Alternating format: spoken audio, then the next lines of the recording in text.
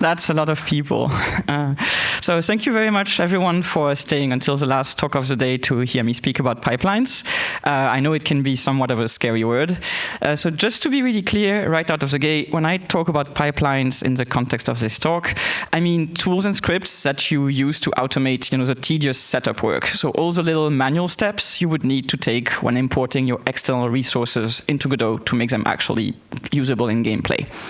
And here we're going to focus on importing resources from Blender specifically, but the general principles should apply to other external resources and also to other parts of your development process. Last thing also, we're going to be looking at code. So this talk is recorded, but feel free to take some pictures if you want to keep a reference. So first, a really quick introduction. Who am I to be telling you about pipelines? So my name is Marion Allard, and initially I actually come from AAA development. I started at Ubisoft 11 years ago, and then I came over here to work at Guerrilla, where I was a technical designer. And during that time, I started using Godot. I got really into Godot for game jams. So these are 2 games I made for the GMTK game jams. In a team of 5, I did some code for those. And then in October of last year, I took, the big dumb plunge, and I quit my job at Guerrilla to work full-time on an indie project that I had been on my mind for a while. So now I'm a solo developer on Marsozoic. It's a weird little game of deduction about alien paleontology.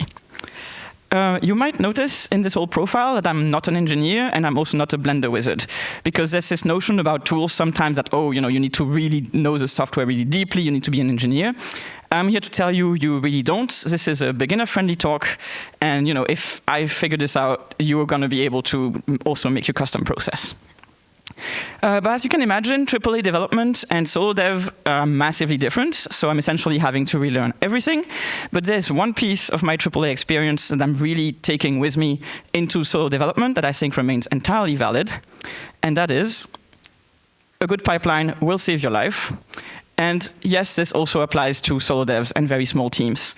Because again, I've just talked with a lot of indie devs, and there's some notion that, pipelines or tools are more for a bigger team to kind of streamline the content from everyone. I would say it's quite the opposite. I think a good pipeline is especially important for solo devs, because when you're alone on your project, tediousness and boredom and time wasting will just kill your project outright. A good pipeline can save you from tedious, repetitive manual tasks, and also from all the errors you're going to commit during those manual tasks because you're bored and you stop paying attention. So it allows you to iterate quickly and focus on the stuff that actually matters, such as actually designing your level instead of spending ages making the colliders. So in a context where you're creating content in Blender to then use in Godot, typically there'll be 2 parts to your pipeline.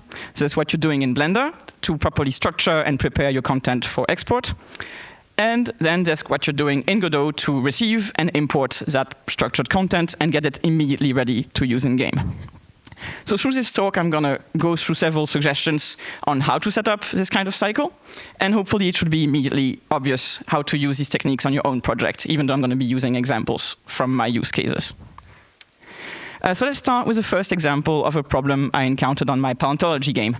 By the way, in this talk, when I say bones, I mean fossils from my game and not rigging bones in Blender, just to avoid any confusion.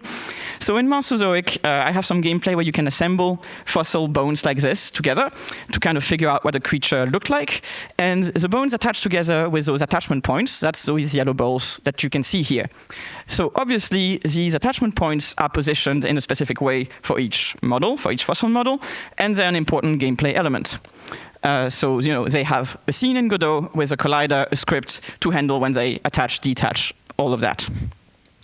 And so if I were to proceed kind of the standard way to set up these fossil models in Godot, I would need to first model the bone in Blender, then import it into Godot, make a new scene, and then go and find my attachment point scene and place it inside Godot. Obvious problems with this if I have a bunch of bones, I need to do this for each of them when setting them up. And if I want to iterate and modify where they attach, I need to then again go in Godot and adjust them. So it adds this really annoying layer of extra work between Blender and Godot to set the things up in gameplay. So I thought it would be really great to be able to just instead mark these attachment points in Blender where I needed them to be, and then have Godot just handle that. As it imports the model, just place the scenes. So what's the way to do that? So first, you can create a new Blender file that contains, all kinds of markers and templates that you're going to be using for your project.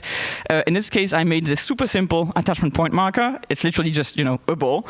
And then I attached a bunch of crap to it for, debug, because this is intended as a marker. So you're not going to actually be using this inside Godot. We're not actually going to import it. We're going to replace it. So you can attach all the visualizations you need that are going to help you actually place it. And then, to make this marker easily placeable when you're modeling your stuff in Blender, you can use the asset library. So if you haven't used that before, Blender has this really cool library feature where you can save any asset that you want to easily access and reuse in other files. It's under this icon here. To place an asset in the Blender library, you just click it in the outliner, mark as an asset. It will appear right here and be accessible to drag and drop from any Blender file. You can also make your own libraries. As you can see here, this is a library I made for my project. And catalog, you can sort your objects, and in this case, all the markers for gameplay in a specific catalog. And this is what this then looks like in action. Oh, sorry, the quality is really crap. I hope it's still clear what I'm doing. Yeah, there we go. You can just drag and drop your marker, place it as you would model this fossil or whatever you're doing. Useful thing to know, by the way, if you haven't used the library before, when you're taking stuff from it and dragging it in, you can use either link or append assets or pack them, but I personally never use that one. When you append stuff, the asset's content will actually just be copied into your file, and you'll be able to modify it. But when you link it, it's going to keep a link to the original source file where the asset was created. And the really cool thing about this is that if you then modify your marker or your asset in the source file and save it, that change will propagate through all the files that are actually contain a link to this asset. So in the case of markers like this, I would recommend linking them, because then if later you add extra debugger stuff, you will immediately see it in all the files where you've used it. We'll go over other ways that linking is really useful a bit later in the presentation. So now we have a Blender file containing our model and the markers we've placed on it, and it's ready to import into Godot. You probably know this, but just in case, Godot at this point is able to import Blender files as is, as in you're able to just take .blend files and use them directly. If you use a Blender file like this in your project, make a change, save it, Godot will see that and immediately re-import your file. So it's a really convenient way to iterate quickly. Other file formats obviously have other advantages, but it's a matter of what works best for you. Personally, I really like the simplicity at this point of just having Blender files in your project. Excuse me. And so this is the import window for one of those Blender files. And in here we have this field that's going to be absolutely key. It's the import script. In this field, you can specify a script that's going to run after the resource has been imported, and that script can do all the further setup for you. So how do we write one of these import scripts? We're going to go over the basics. It's a script that needs to run in the editor, not in game, so you're going to need to start with the @tool keyword. Then the script itself needs to extend editor scene post import. And then the function that's actually going to run after you import the resource is this one. It's post import. It has a scene parameter, and that's the packed scene that's created from the resource you just imported. At the end of this function, you're going to need to return that scene with all the modifications that you've done in it during the function. And then, yeah, so in this example, I can add, preload all the stuff that I'm actually going to be using in this script. So in this case, a script, I want to attach the fossil class to the scene I'm going to import, and the attachment point gameplay object that we talked about earlier, because we're going to be using that. And here, so very simple, this is a line how you would add a script, like a class, for example, to your resource immediately as you import it. So you set the script, the result it's immediately attached up here. You don't need to actually set that up as you import your thing. And so you avoid the super classic, oh, why does this not work? Forgot to attach the script. Just put it in a post-import script, never think about it again. So once we've done that, we can move on to operations on the actual children of the imported scene. In this case, the children would include, the actual fossil mesh, but also the attachment point markers that were in the Blender file, and we want to replace those. So really convenient bonus to the fact that we're working, from an asset library in Blender is that you know exactly how your stuff's going to be named, because whenever you're dragging your marker, it's going to have the same name. So really easy to, just find it quick and dirty. By the way, none of this code is going to be fancy, right? I'm not a programmer by trade. What I'm here to say is in your process, make a quick and dirty script that's just going to automate boring steps for you. If more than 2 people start relying on it, then sure, start making error handling or whatever. But, just cut out steps for you and you'll worry about the rest later. So in this case, we're going to, be really dirty, find it by name. And then we just need to code the actual marker replacement. So you can see here, super simple, instantiate the actual gameplay object. And then we add it as a new scene of the, as a new child of the scene.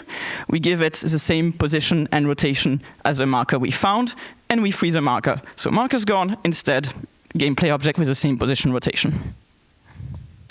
And so pretty much any operation that you can do in-game in a script like this to modify the state of a scene, modify the hierarchy, whatever you want, you can do just like that in a post-import script. But there are a few, traps to watch out for that I have discovered as I was writing this. So we're going to go a few typical ones in more detail. First off, we said that the post-import function will return a packed scene at the end. That's what you're returning. Something super important to note is that when Godot saves a packed scene, it will only include nodes that have that scene set as their owner property. So this is the relevant bit of documentation, but basically, when Godot saves a packed scene, it takes all the nodes that have owner set as the root scene as property.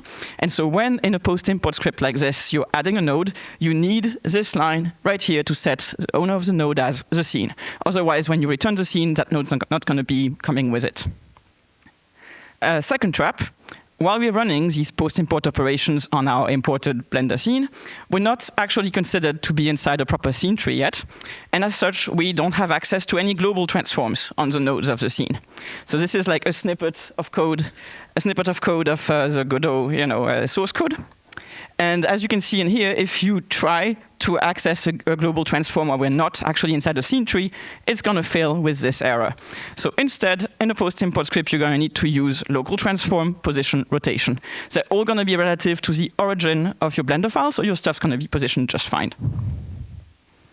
Last important trap, reparenting 3D nodes in a post-import script requires a little extra attention. For example, let's say you're importing this Blender hierarchy on the left here. You have a collection and you have the meshes. And so normally the collection would be an empty node and the meshes would be imported as children. Let's say you don't want that. You want to take the meshes, put them at the root of the scene. So you go ahead, you write this. You're like, OK, for each child of the collection, reparent it to the root of the scene. That's going to fail. And that's going to fail with the exact same error that we just saw. With like, oh, I can't get the global transform. And that's because by default, the reparent function has this keep global transform parameter as true, which I didn't know until I had to fight with this.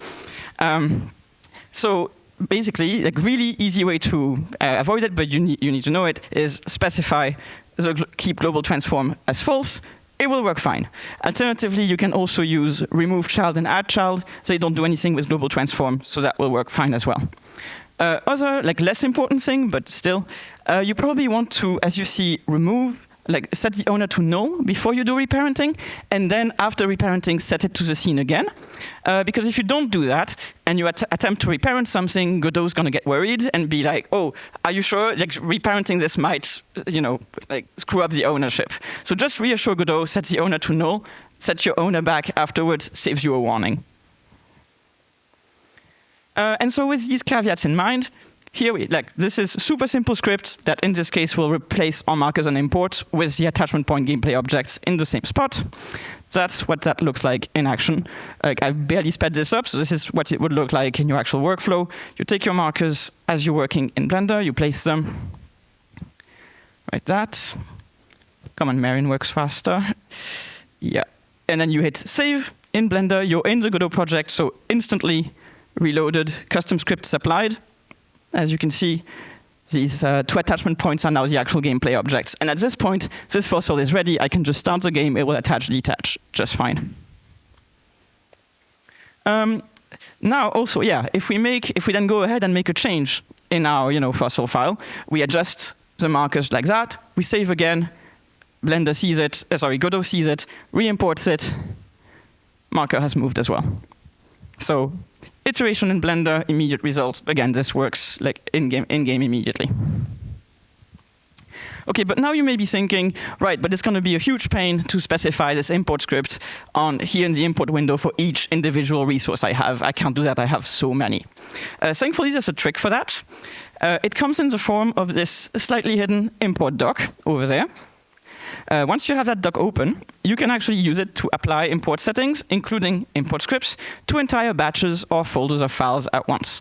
So in this case here, you can see I've selected like my folder that has all my fossils. And you can see that's going to then apply to the entire batch of files. Set the script for all of them. Hit re-import if you want. They're all going to re-import. Either way, script is now set for all of them. Whenever you do a change of any of them and Godot re-imports them, script is going to run again. So hopefully at this point, with this first simple example, you can already see the advantage of this kind of workflow for your own project. That lets you kind of design, if you want, your entire level in Blender, put markers for like doors, destructible crates, buttons, whatever you want, replace them on import, and your level will be playable. Another thing you probably commonly want to do on import is properly set up colliders. Most of you probably know this, so I'm going to go over it really quick. But just in case, you can use suffixes in the Blender names to automatically generate colliders like this. You can have it generate a sibling, so the exact sibling of the mesh, or a simplified convex collider like that. The cool thing is you can then do further setup with the post-import script on those colliders. So in this case, I use the suffixes to generate the colliders I need, like a sibling. You go and find it, and then here I rename it, and most importantly, you set up the collision layers and masks immediately. So again, you don't forget about it and then get stupid bugs. But let's say now these suffixes don't cover your needs. You need some more advanced collider generation. For example, you need to do like this that you could do in the Godot editor. And you can also do this as part of a post-import script. So in this example, you would need to create the settings for your convex decomposition. Then actually use the settings here for create multiple convex collisions. So obviously this is all in the Godot documentation. You just need to find the function that does that. Put it in your post-import script, and then you can also do the setup for those convexes immediately right there. So same thing, the masks, the collision layers, etc. Here's the example from my project. I need two types of colliders on each fossil. I need a sibling for the mouse, and I need the simplified convex shape to do approximate collisions. So I do a mix of suffixes and post-import script to generate, the sibling and the convexes I need. So this is without any further manual setup. Post-import script runs. You have this. Right, now I'd like to suggest a few more things that you can do on the Blender side to streamline your process.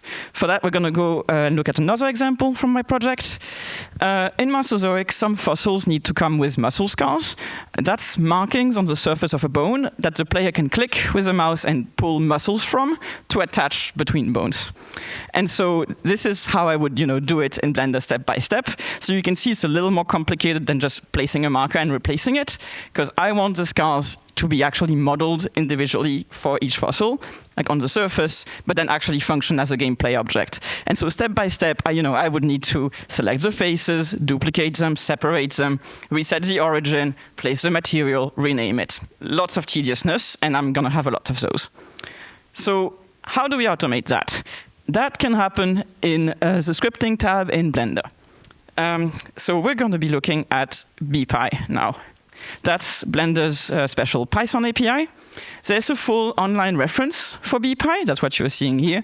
I'm going to tell you, though, it's very literally like just a reference, like it's a list of all the functions. It doesn't really contain a lot of explanations or tutorials on how to do things. It's pretty dry. So here I've listed a few resources that really helped me get my feet wet with it. The first one is like just a really good starting point. The second one is a total treasure trove from BlenderCon, where someone like really goes in depth about the API. It's geared towards add-on development, but everything he explains here will totally apply to your quick and dirty automation script. And then last, this one has a bunch of exercises even.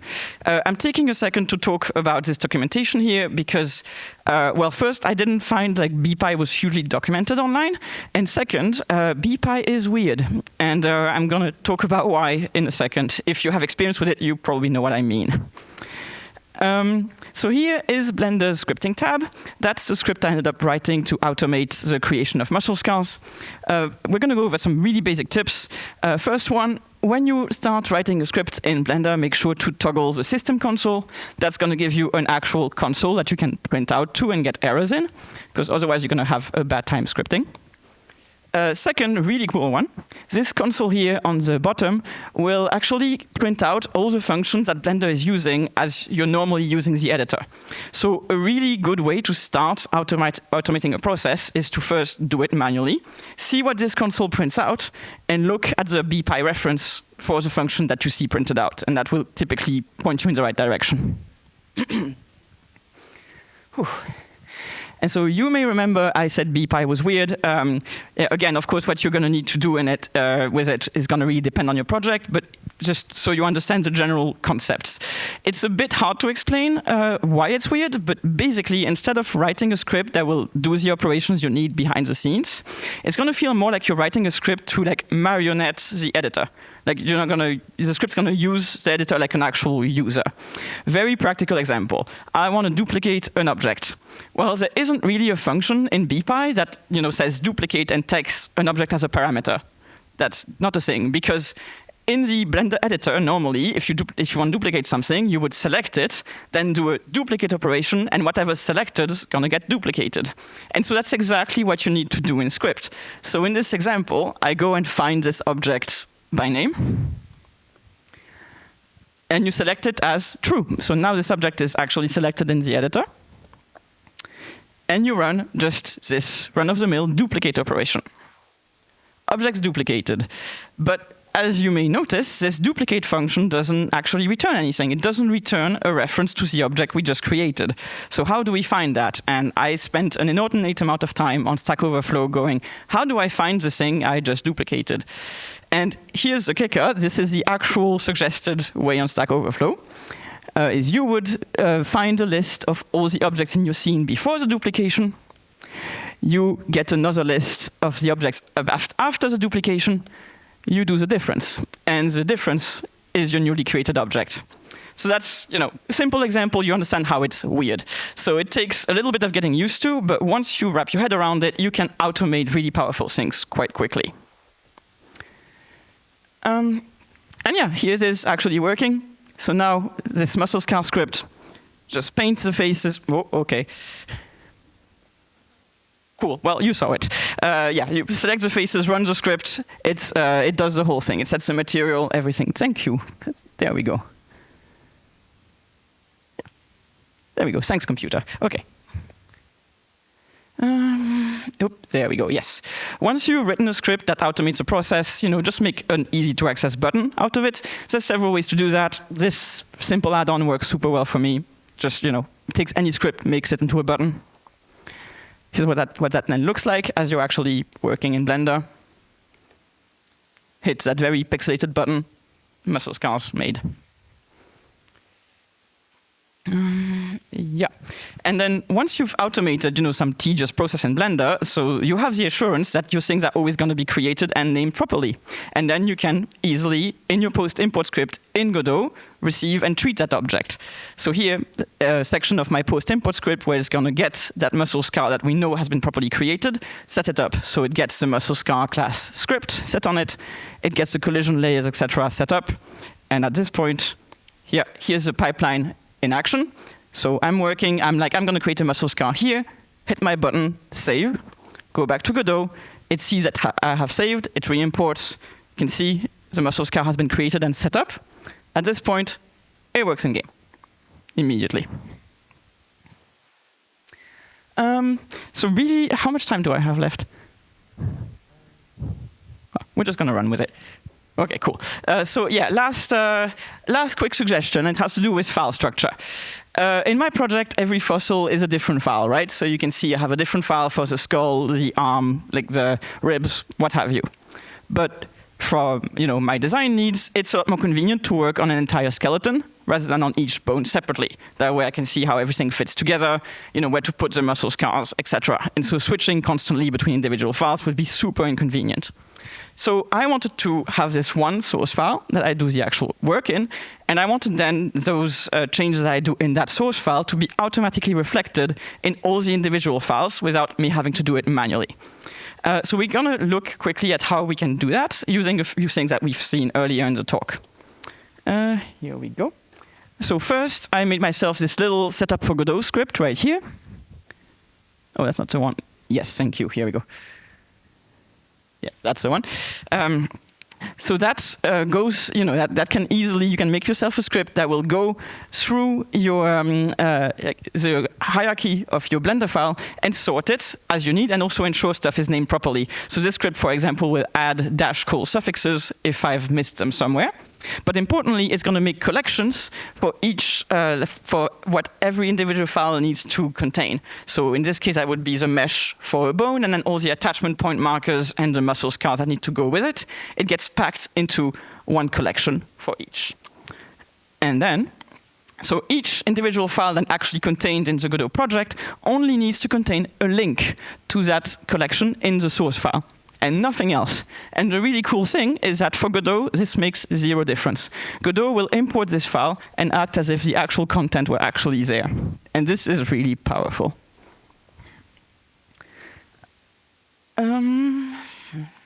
Hello? Yes, there we go. So when we link content like this, we can just do any change we want in the source file, in this case a skeleton, hit save, and if we open any of the individual files, it's, it updates, it has changed accordingly. And at this point, Godot will also see those changes. So we can make ourselves a little Blender script that will be able to take all the collections that we just sorted in the source file to turn them all into individual files in the Godot project, which each of them having the proper link. It's a really powerful thing you can do with bpy scripts because it runs in the Blender instance. And so you can use them to iterate over a bunch of files quickly. And so this is what it would look like in action. One hit of this, update or create all fossils button, and you can see right here in the Godot project, it goes through every collection, creates an individual file with a link to each of them. Done. And now these can be imported and used in Godot. Here's something really important to note, however, when you use links in Blender like this. Files that have links in Blender will only update their content when they're actually reopened. And Godot, as we saw, will only see that stuff has changed if the file is saved. So in this process, that would mean that if I do work on the skeleton, but then I don't actually reopen this other file, it doesn't see the changes, and Godot doesn't see them either. So that would mean if I do changes, I would need to then go open the individual file and save it. This is obviously not what we want, because that kind of defeats the point. So what you can do is also solve this in the same script that you would be using to create your individual files, because that script is going to go and open and save those files anyway. So just have it go open those files, check if the link is there, save them. At this point, Godot is going to see the change and reload the stuff. And so that's going to be the end. That's the whole workflow in action. So you have, there we go, you have your source file, you work in it, you do all the changes you want, you modify your model, you put in markers, you place gameplay elements, whatever you want. You hit your button to actually create the files in the Godot project. It re-imports, it runs the post-import script, replaces the markers, sets up your collider, whatever you need. Object is ready to go, start your game, it will work. So yeah, hopefully, that was kind of Blender, the first post-import script, 101, but hopefully that gave you ideas for your own process. I do have the project here with me if you would like to look at it in more detail. Yeah, please come find me afterwards. Thank you very much.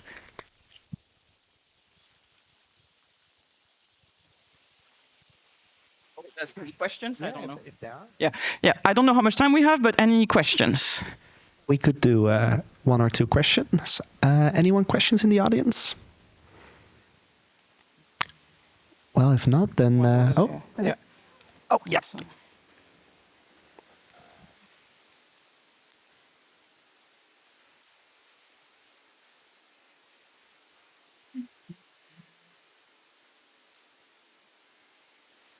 So first, thanks for the call. I wanted to know if it's possible to associate some metadata to the markers. For instance, I don't know, I want to be able to specify some specific properties and have Godot be able to read that to make changes accordingly. That's likely to be possible, but I think I'm going to redirect you to David here, who gave the Blender talk yesterday, because he went into more depth about metadata and this kind of stuff than me, so he will know a lot better than me. I'm really much more of a tinkerer profile, and yeah, I haven't investigated that, to be quite honest. Thanks. Yeah, sorry. Hi, thank you very much. Just a quick question. Some of those things that you, God, that's a bit disheartening. So there wasn't a lot of code in the script you showed, which is kind of encouraging. Yeah. That was the whole point of this talk, is you can do this. If I did it, you can. Right, but what that means to me is you can take these bite-sized functions and maybe also make libraries out of them. Is that a thing using BPy? Because I saw you imported some system utilities. Can you do that for your own libraries? Yeah, no, absolutely. I needed to, good eye, by the way. I needed to import, because I ended up having some functions that I reused in several scripts. So absolutely, you can make your own kind of project-specific library and then re-import them from script to script, reuse them, etc. And then if your thing becomes big enough, then yeah, you could possibly make a library out of it. Again, my approach with this was really, I think it came across, but it doesn't need to be super fancy if you don't need it to, especially if you're on a small team and not that many people rely on it. But yeah, you absolutely could. BPy, the scripting tab in Blender is low-key quite powerful. It's like a Python editor, and it has its quirk, but yeah, whatever you can do in Python, you can do in there. Cool, thank you.